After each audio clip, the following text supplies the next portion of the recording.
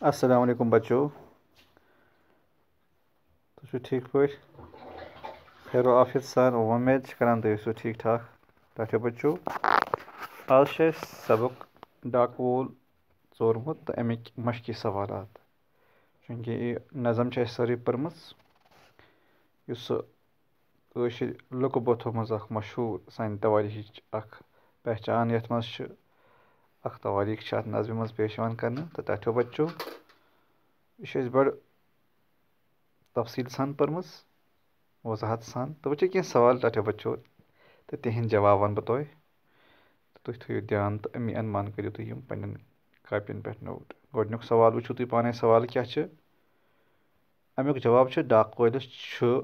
रोम ओशुर अम तो सुबहान खबर अतर पृसन रोम ओशुर अम वारे तो तथो बच्चों दोयम सवाल क्या तिम कोर गमत रोम ओशुर अम तो सुबहान कोर गमत अमुक जवाब रोम ओशुर अम तो सुबहान पंजाब गमत क्या ब्रोह काल लुक गसान पे नबरमन रियासतन मज तो पन अन चोर कमावान तो तमें वक्त और योर तार सोजनस या इंटरनेट फैसिलिटी मैसर तो पत और योर शिश खबर अनान तो तथ वक्त मज डाक वलिस वरिया कंट्रीब्यूशन तो वनस डाक वलिस ज़्यादा कंट्रीब्यूशन तो तथो बच्चों त्रीम सवाल डाक वलिस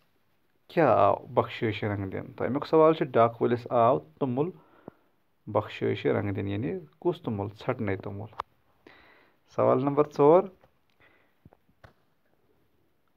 शुरन हज मज क्या पृछान डाक वलिस क्या पृछान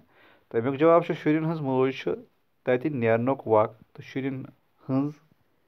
खबर अतर पृछान बेस पन बनन तो गुदरुन ते बावान तो तथो बच्चों यम मुख्तसर कह सवाल यम मे तहरीरी तौर तह ताम वातान कोशिश कर तो सदा बंद कर मे वोमेद तुम समझ आमत